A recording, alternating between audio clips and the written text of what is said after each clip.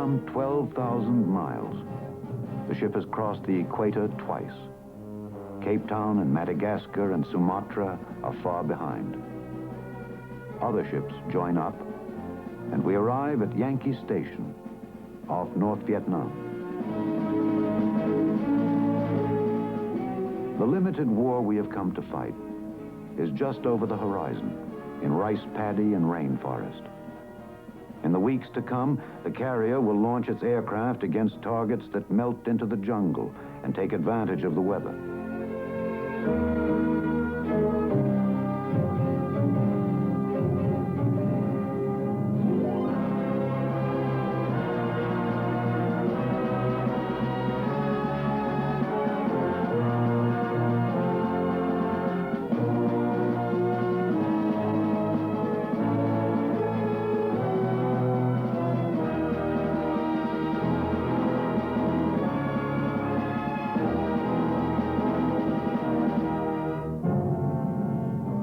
This moment is the culmination of all training, though it go back through all the years of a man's career.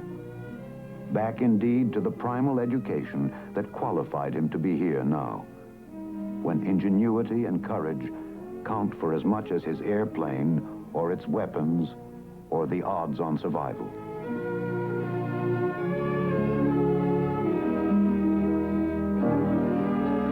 In response to sudden invasion in Korea, United States carriers moved overnight to furnish close air support to our outnumbered forces. Carrier aircraft patrolled the Taiwan Straits, while the nationalist Chinese forces moved the civilian population safely to Taiwan. Off the shores of Lebanon, while the Marines landed, the presence of our carriers close by and their aircraft overhead was enough to preserve stability and order in that small nation. During the crisis in the Congo, an aircraft carrier served NATO forces as a depot for jet fuel supplies. From various places on the global sea, the United States moved our naval forces into Cuban waters. Russians and Cubans, intent on establishing missile bases on our doorstep, sensed their purpose. A show of strength was sufficient to keep the peace. That should be no problem. I ought to be able to... The greenies don't have anything. I can stick them in here or on the elevator. But that's a good place for that floater back there. One of them. Hangar flight. On this next race spot, we're going to need 402, 310, and 408. 10 minutes to launch, 10 minutes. Hey, Dave, did you get that 409 and your report on that tanker yet? 409, did you get a report on tanker yet? On the heavies. How about calling them? Hey, Chief Williams? Okay, will you tell them that we'll fly 713, we'll send 737 down below. 6 is down, 506 is down. Today is Event 2 Bravo. Our mission will be an escort and flak suppression of a coordinated attack composed of 4 A6s and 8 A4Ds. Now, some of the things that we should be ever mindful about in this escort is a good lookout doctrine. Make sure they have all the information on the board here. All right, now we'll get into the actual attack portion of the flight. We'll be proceeding into the target on a heading of 090. The briefing is anything but brief. There is a great deal of information to impart. Just one of 10 going on in ready rooms throughout the ship. Roll out and proceed on ahead, and this will be the airplane on which the others will rendezvous.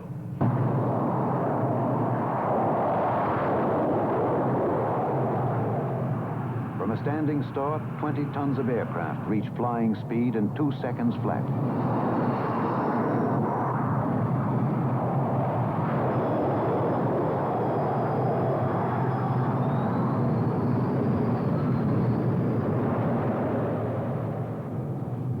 Every 30 seconds, another plane is sent aloft. 16 in quick succession.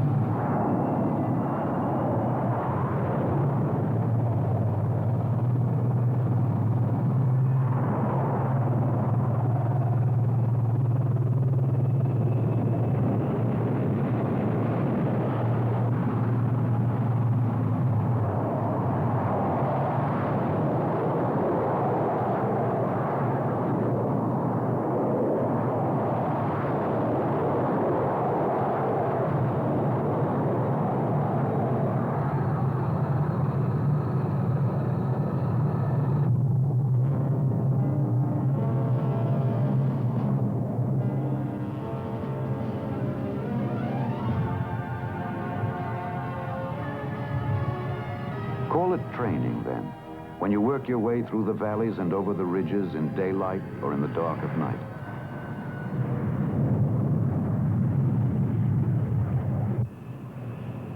The Intruder will do this and find the target in all kinds of weather, for its radar system sees the terrain when the pilot cannot see it.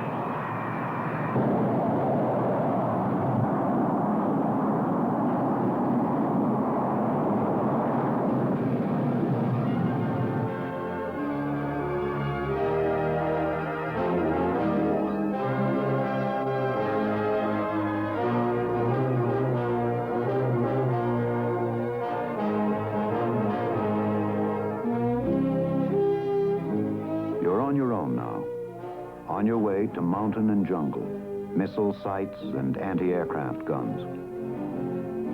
A radar man in the carrier CIC tracks you all the way. Information reaches here from every part of the ship, and from the Hawkeye, whose radar monitors all aircraft en route to the target and serves as the carrier's early warning system.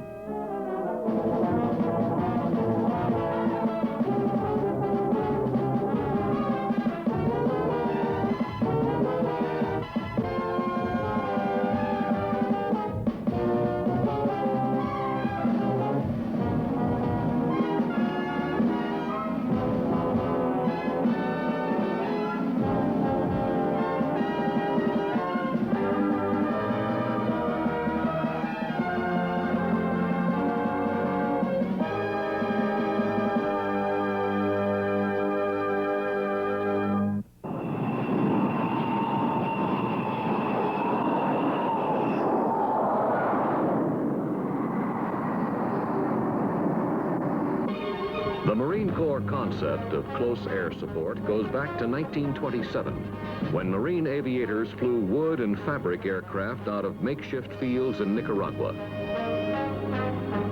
Panels were laid on the ground by a besieged patrol to direct airstrikes against the Moncada rebels.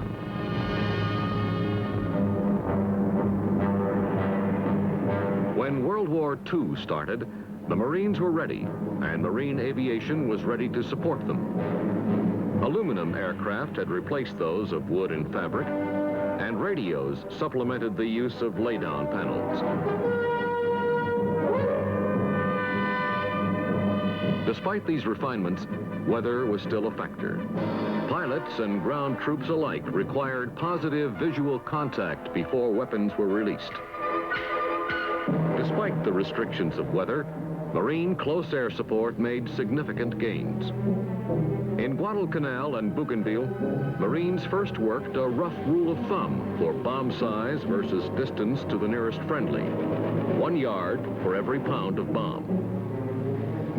100-pound bombs, the nearest Marine should be no closer than 100 yards away. On Mindanao in the Philippine Islands, units of Marine aviation provided close air support for elements of the Army and guerrilla ground forces. Frontline observers vectored aircraft directly to immediate targets.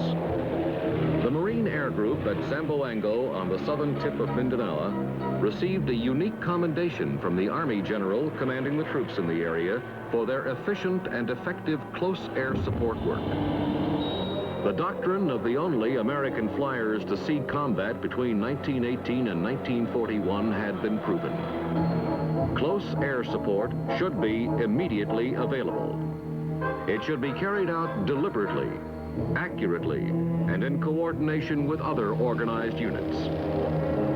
It was a lesson well learned for another time, another place, Korea, and the bleak cold of the Chosin Reservoir. And always the weather, hindering Marine aviation from flying their primary mission, operations in support of troop activities in the field.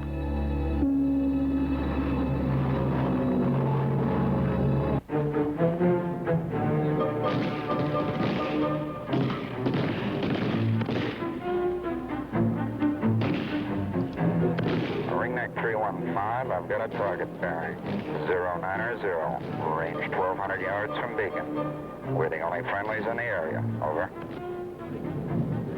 Close air support.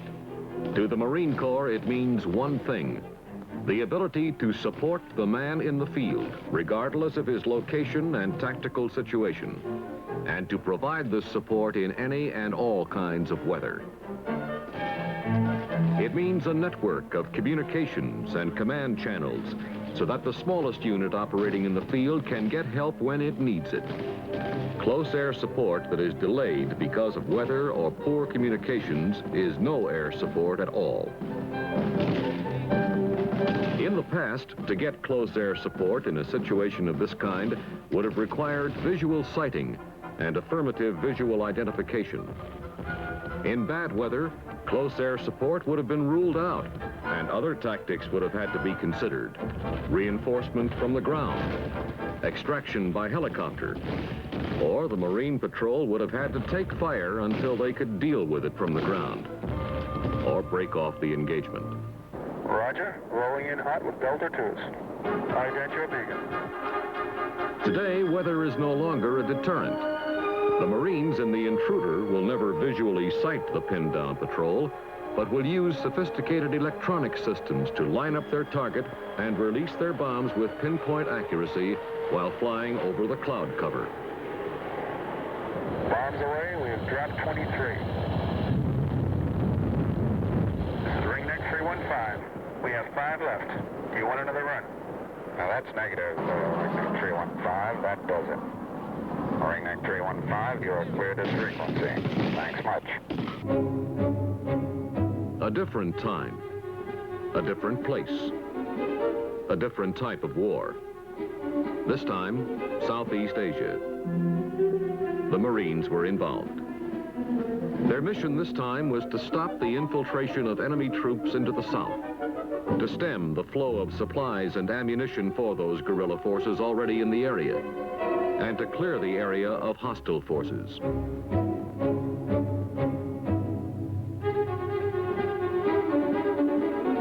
To the legendary list of Marine Corps battles, the names of Com Thien and Kisan were added.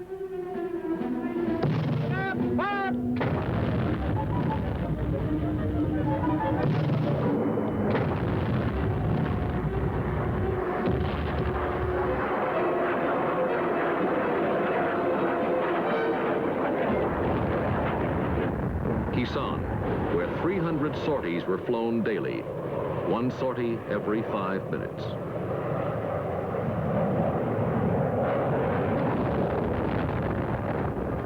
There are not so many well-known names now. It's a grueling day and night operation in the air, going out to locations that are hill numbers or coordinates on a map. But the mission is still the same: support the Marine in the field. The mission is the same, but the way Marine aviation performs it differs as much as today's aircraft differ from the wood and fabric planes of Nicaragua. Today's attack aircraft are crammed full of sophisticated electronic equipment. Crews can fly their way over hostile territory at any altitude, or they can fly along the very treetops.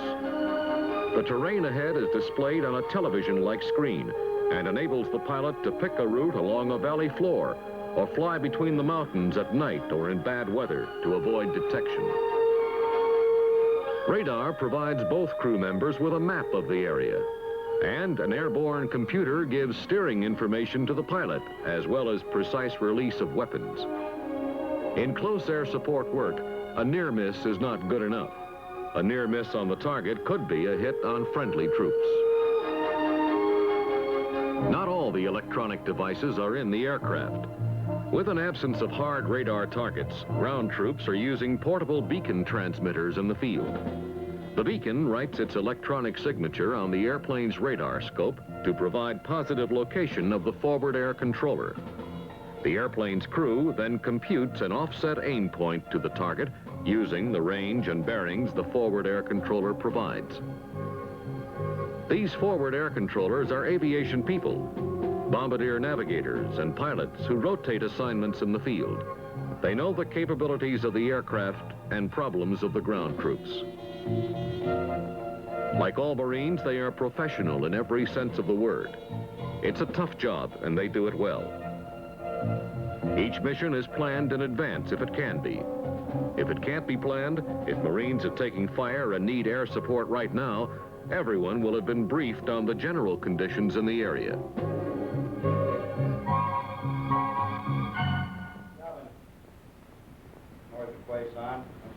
It started here, 16:30 every afternoon, 7 days a week. The general briefing for missions. The room looks pretty plush for a Marine Air Group briefing, but they had been at Da Nang for a long time. More typical surroundings would be a Quonset hut, 2 tents lashed together, or an aircraft carrier briefing room if the support missions were being conducted from a carrier. Progress on over into 922. All day, requests for air support have been coming in from field units. Troops under fire get immediate reaction. Other requests are passed up the ladder for consolidation. In addition to the primary mission to support ground troops, there are tactical targets to be scheduled. There are armed reconnaissance missions to be made, looking for movers, enemy trucks moving along ill-defined trails. And there are photo recon missions for BDA, bomb damage assessment. Priorities are assigned. But if you're pinned down and taking fire, these will be diverted to assist. And all the flight crews will be familiar with the general conditions.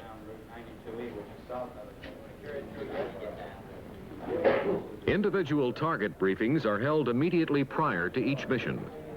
Who will you work with? What are they doing? What kind of weapons will they need? What are the conditions as of right now? How will you contact them? These are the questions each crew needs answered before launch. During the briefings, and in fact around the clock, ground crews ready the aircraft. Today's attack aircraft are capable of carrying tons of bombs, 28 500-pounders. Different mixes are available for different missions. The ordnance crew carries out this task with an effortless grace born of experience.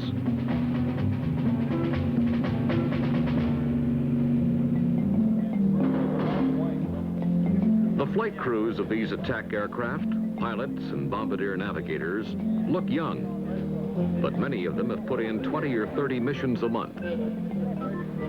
In addition to elements of the 1st Marine Division, these men provided close air support for the Army Americal Division.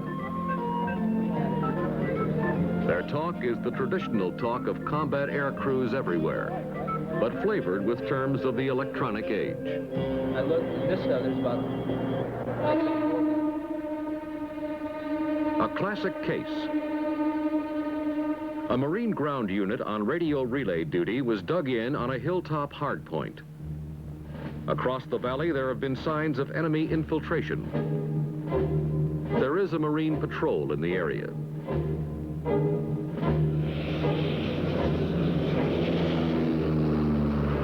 observation aircraft with an airborne forward controller has been working with 2 Phantom jets under the rapidly lowering cloud cover. The Phantoms have to stay low, keeping the ground in sight to observe the white phosphor marking rockets. When the weather closes in completely, they have to leave. This could have signaled the end of the air support, but it doesn't. The forward air controller on the ground has plotted the target coordinates and is prepared to direct an A-6A Intruder over the target. As the Phantoms are leaving, an Intruder crew is suiting up.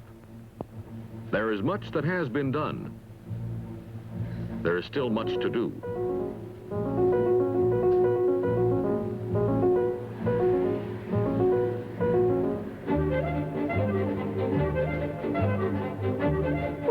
Once in the aircraft, the pilot checks it out with the help of the plane captain. At the same time, the bombardier navigator sets up the electronic side of a house. Nothing is left to chance. For a beacon flight in bad weather, when the crew will never see the target or the friendly troops, precision is the only acceptable standard.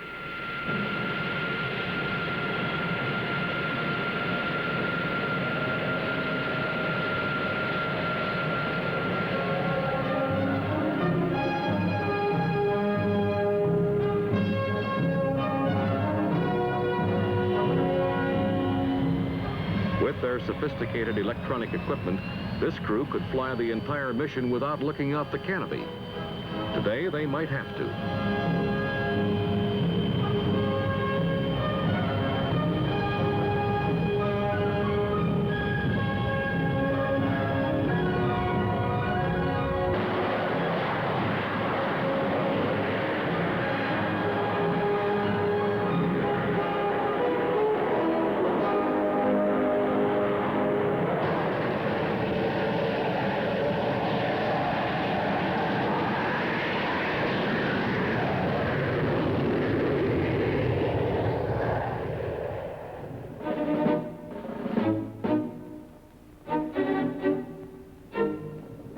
The forward air controller has been living with these troops for nearly a month.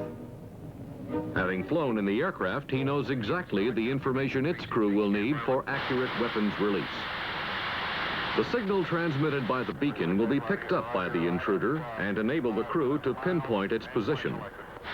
The bombardier navigator, using this as a known location, will, with the aid of his airborne computer, be able to direct the pilot to the exact point in the sky for proper weapons release to hit the target. Roger, 3 miles, cleared hot. Roger, Charlie. 36, 3 miles, cleared hot. Roger, 3 miles, you're cleared hot. Roger, cleared hot. 368, bombs away, switch is safe. Roger, bombs away, switch is safe.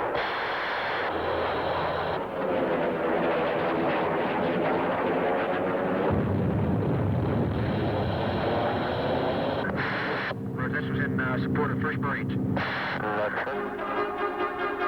The pilots never saw the target, but they were able to support ground troops accurately while safely above the clouds well out of reach of small arms fire.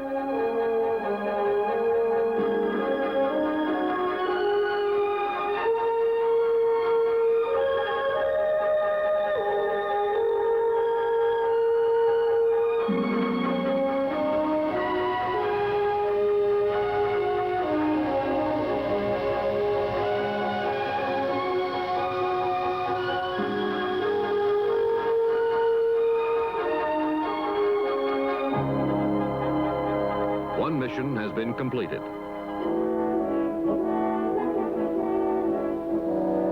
After refueling, the aircraft will be rearmed for the next one.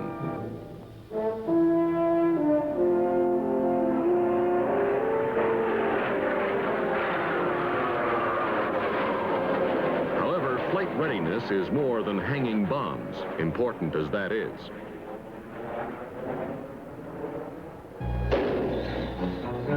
Landing gear is cycled. Engines due for inspection or overhaul are changed on the spot. A radar dock provides facilities for complete ground checks and maintenance of electronic equipment. Some aircraft even get a quick bath. Like the missions themselves, this is around-the-clock operation.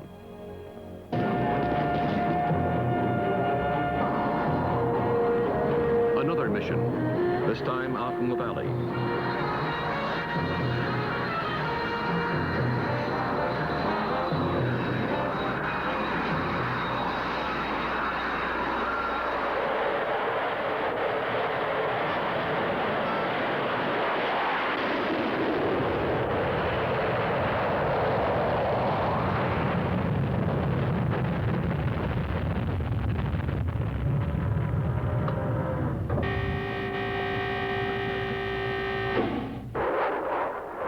En route, the pilot checks on a save-a-plane, a program that tells him where artillery is being fired.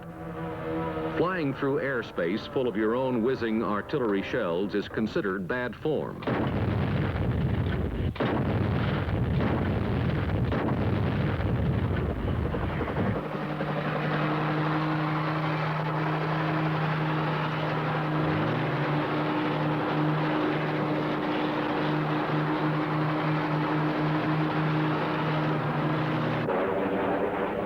This pre-briefed mission is timed to be on station if the patrol needs air support.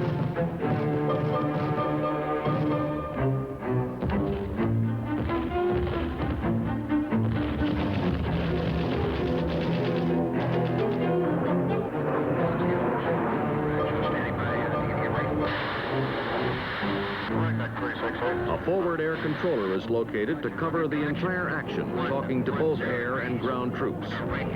Again, the beacon will provide an offset aim point for high-flying intruders.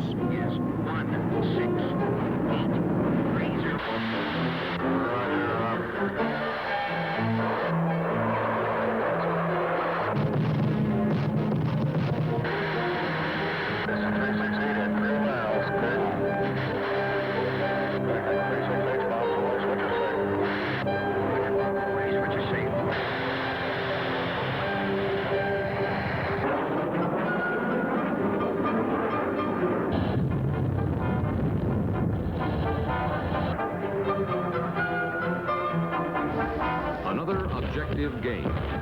Another mission accomplished. This windswept airfield is 200 miles at sea. 600 miles from the inland targets its aircraft have just destroyed. The presence of this attack aircraft carrier has been felt half a world away from the United States.